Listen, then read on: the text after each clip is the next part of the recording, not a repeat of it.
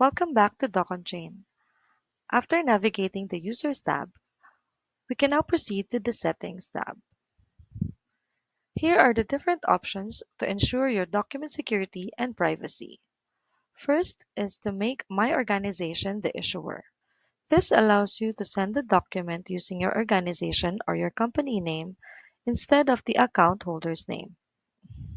It is also part of our branding feature, which allows you to feature and to promote your brand with each document that you send.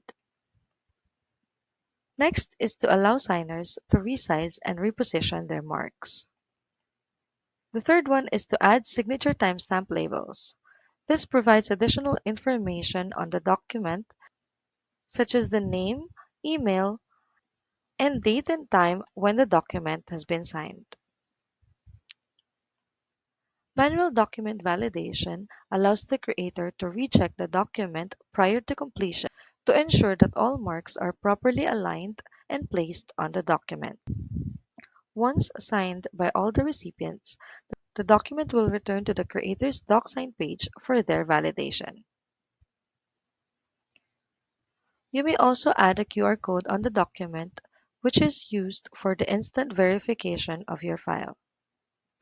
You can also select the page placement, whether it be on the last page, current page, or a specific page number. This QR code is also resizable and can be moved anywhere on the document. Another unique feature is that this QR code is clickable, which provides easier access to the document. Likewise, you may also add authentication keys on all the pages for additional security.